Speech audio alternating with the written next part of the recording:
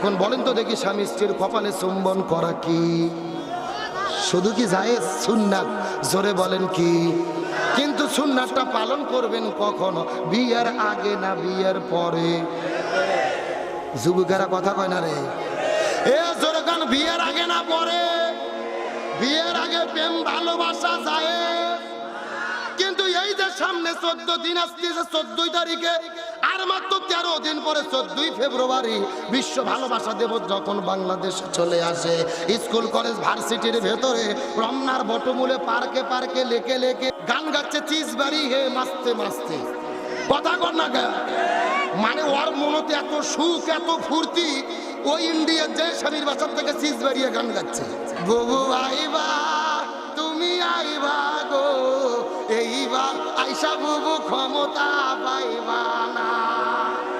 বুবু বাইশো চট করিয়া আয়না ঘরটা তোমার জন্য রাখছি গো সাজাইয়া। গতকালকে দেখলাম তার টেলিফোন ফাঁস হয়েছে। নেতা কর্মীদেরকে বলতেছে কোনো টেনশন নাই, অতি শীঘ্রই আমরা ঘুরে দাঁড়াবো, আমরা দেশে দাঁড়াবো, তোমরা এখন সিল করো সিল। গান গাচ্ছে চিজ বাড়ি হে মাস্তে মাস্তে। কথা কর না গা? মানে ওর মনতে এত সুখ এত ফুর্তি, ওই ইন্ডিয়ার যে স্বামীর বাসার থেকে চিজ বাড়িয়ে গান গাচ্ছে। অনেকে আবার বলবেন হুজুর স্বামীর বাসা কেমনে হলো? এটা আমার কথা না, ওর দলের মন্ত্রী বক্তব্য দিয়েছিল ভারতের সঙ্গে আমাদের সম্পর্ক হলো স্বামী স্ত্রীর সম্পর্ক। এ কথা কর না গা?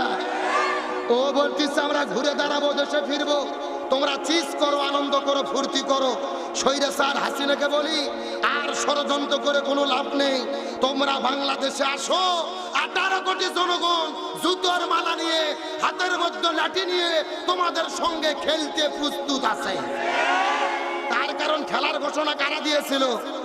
ওরাই বলেছিল খেলা হবে, কিন্তু তাদেরকে খেলা শুরু হলে আর খুঁজে পাওয়া গেল। ও চলে গেছে ভারতে, নিজে ঠিকই নিরাপত্তা আছে, আর কর্মীদেরকে ফোন দিয়ে দিয়ে উস্কে দিচ্ছে, মানে গাই পালে গেছে বাছুরগুলো লাফাচ্ছে। কথা কর না গা? যারা ওর পাতানো ফাঁদে পা দিয়ে রাস্তায় নামবে, এদেরকে বলি কোন নেত্রীর পেছনে তোমরা ঘুরেছো? তোমাদেরকে রেখে পালিয়ে চলে গেল, তোমাদের কচুর সাথে গলার দড়ি দেওয়া দরকার। এ কথা কর না গা? তার কারণ বিএনপির চেয়ারপারসন আপসীন দেশ নেত্রী বেগম খালেদা জিয়া জেলে বন্দী হয়েছে, দেশ ছাড়া হয়নি, তার কর্মীদেরকে ছেড়ে যায়নি। খালেদা জিয়া হলো বাপের বেটি। ইরশাদ চাচা ক্ষমতা ছেড়েছে, জেলের মধ্যে বন্দী হয়েছে, দেশ ছাড়া হয়নি। ইরশাদ হলো বাপের বেটা। জামাতের নেতারা ফাঁসির দড়িতে ঝুলেছে, দেশ ছাড়া হয়নি, কর্মীদের ছেড়ে যায়নি। জামাতের নেতারা হলো ইসলামী আন্দোলনের একনিষ্ঠ কর্মী। তোমরা কোন নেত্রীর পেছনে ঘুরলা? তোমাদেরকে রেখে পালিয়ে গেল কেন? কথা কন। তারা বলতেছে প্রস্তুতি নাও, ফেব্রুয়ারি মাসে হরতাল হবে। আমরা বলছি তোমরা কোন প্রকার হরতাল করো, আন্দোলন করো, 18 কোটি জনগণ আমরা প্রস্তুত হচ্ছি। বুবু আইবা তুমি আইবা গো, এইবার আইসা বুবু ক্ষমতা পাইবা না। একটু জোরে বলেন, জোরে বলেন। বুবু আইবা তুমি আইবা গো, এইবার আইসা বুবু ক্ষমতা পাইবা না।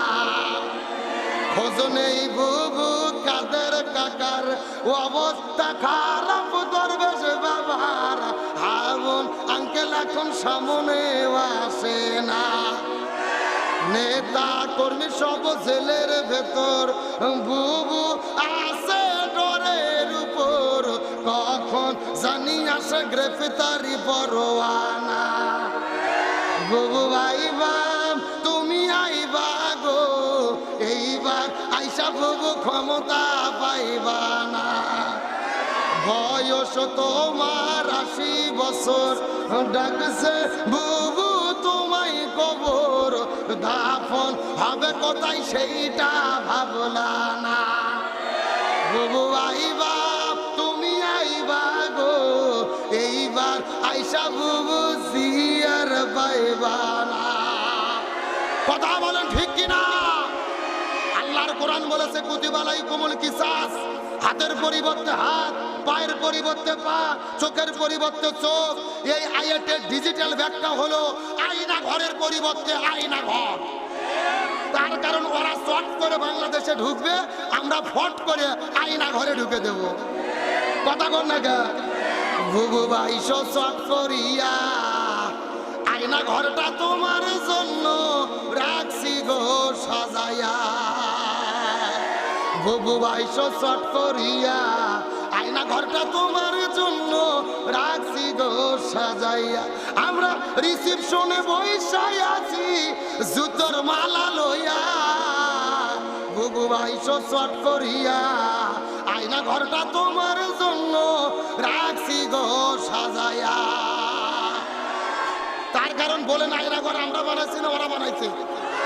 আমাদের প্রিয় ভাই ব্রিগেডিয়ার আমান আজমি ব্যারিস্টার আরমানকে 13 বছর ধরে আয়না ঘরে বন্দি করে রেখেছে। সূর্যের আলো দেখতে দেয়নি, বাইরের বাতাস দেখতে দেয়নি, এমনকি আজান যখন হতো বক্সে গান বাজায়া আজান পর্যন্ত শুনতে দিত না। সুতরাং বর্তমান ইউনূস সরকারকে বলবো, ওই স্বৈরাচার হাসিনের যত এমপি মন্ত্রী দোসর আছে এদের জেলে বন্দি রেখে জামাই আদর করলে হবে না, এদের প্রত্যেকেই আয়না ঘরে বন্দি করে রাখতে হবে। কারা কারা একবার দুটি হাত আল্লাহকে তুলে দেখা।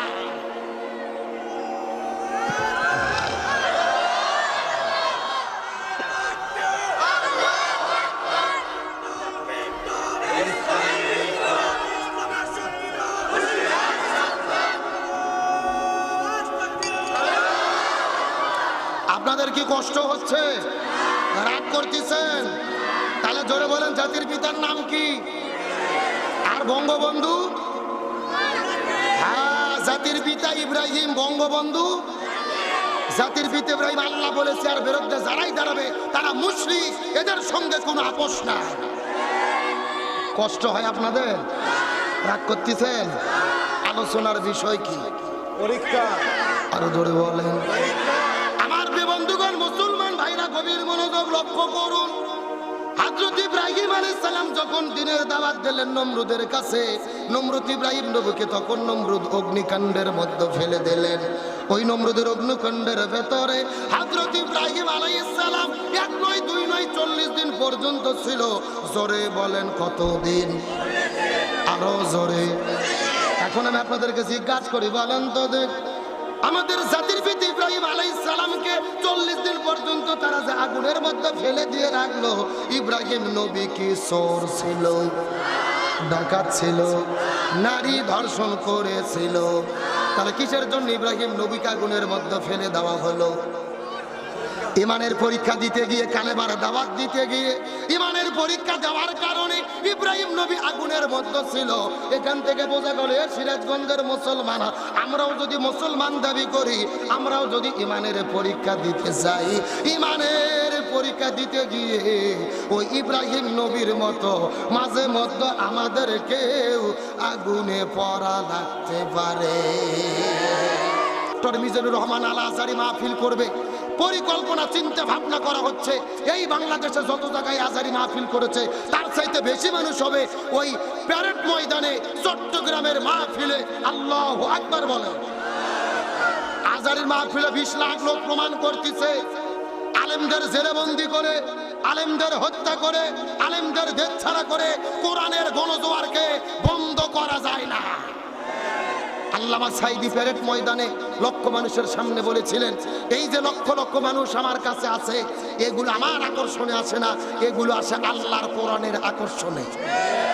কিন্তু কিছু কিছু লোকের আবার শরীরে জ্বালা শুরু হয়েছে। তারা বলতেছে যে আজহারের মাহফিলে লোকজন টাকা দিয়ে ভাড়া করে আনে, মানে আজহারের মাহফিলে নাকি 20 লাখ লোক টাকা দিয়ে ভাড়া করে আনে। আরে পাগল, বাংলাদেশের যত রাজনৈতিক দল আছে, জামাত কোন, বিএনপি কোন, চরমনাই, হেফাজত কোন, তারা যদি কোটি টাকা খরচ করে 20 লাখ লোক এক জায়গাতে জোগাড় করতে পারবে না। আর টাকাতে যদি লোক নিয়েও আসে, লোক থাকে ততক্ষণ, বিরিয়ানির প্যাকেট পায় না যতক্ষণ। কথা কন না গে। আর আজহারের মাহফিলে 3 দিন আগে মানুষ যাইয়ে প্যান্ডেলের মধ্যে ঘুম পারে, তার মানে বোঝা যায় এগুলো টাকা দিয়ে ভাড়া করা লোক নয়, এগুলো লোক টাকার জন্য আসেনি, বিরিয়ানির প্যাকেটের জন্য আসেনি, এগুলো লোক এসেছে আল্লাহর কোরআনের মহব্বতে। সুতরাং আমরা পরিষ্কার করে বলতে চাই, আজহারিকে বিরুদ্ধে কথা বলে লাভ নাই, আজহারিকে দলের ট্যাগ লাগায় লাভ নাই। অনেকেই বলে আজহারি অমুক দলের প্রোডাক্ট, অমুক দলের লোক। আমি বলবো না, আজহারিকে কোনো দলের দিকে ঠেলে দেবেন না। আজহারি কোনো দলের লোক নয়, আজহারি বাংলাদেশের 18 কোটি মানুষের সম্পদ। আবার অনেকে বলে আজারি রাজনীতির বক্তব্য দেয়। হ্যাঁ, সত্যি আজারি রাজনীতির বক্তব্য দেয়, তবে বাংলাদেশের রাজনীতির বক্তব্য দেয় না, রসুলের রাজনীতির বক্তব্য দেয়, আল্লাহর কোরআনের রাজনীতির বক্তব্য দেয়। আপনি যদি আপনার নেতার রাজনীতি করতে পারেন, আমি রসুলেরটা করতে পারবো না? আমরা আল্লাহটা করতে পারবো না? সুতরাং পরিষ্কার করে বলি, গভীর মনোযোগ।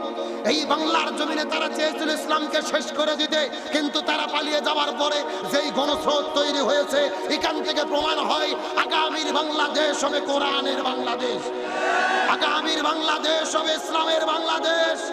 এই জন্য শান্তির জন্য কোরআন লাগবে। স্বাধীনতার 54 বছর পার হয়ে গেছে, আমরা শান্তি পাইনি।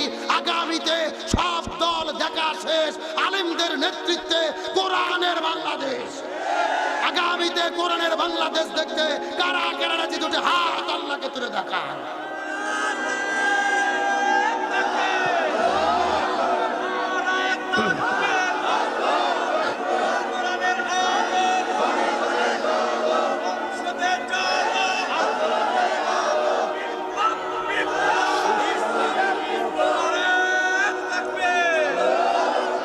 একেবারে সোজা কথা, জমিন যার, আইন চলবে তার। আল্লাহর জমিন আল্লাহর আইন কায়েম করা ছাড়া শান্তি আসতে পারে? এটা কি রাজনীতি? এটা কি দলীয় বক্তব্য? কোরআন কি জামাতের বাপদাদার সম্পত্তি, হেফাজতের বাপদাদার সম্পত্তি? এই কোরআন বাংলাদেশ শুধু নয়, তামাম পৃথিবীর সব মুসলমানদের সম্পদ। তাহলে আমরা সবাই মুসলমান না? তাহলে বাংলাদেশ কোরআনের বাংলাদেশ হোক, এটা আমরা চাই না। এটাকে কোনো দলীয় দাবি না, কোরআনের বক্তব্য।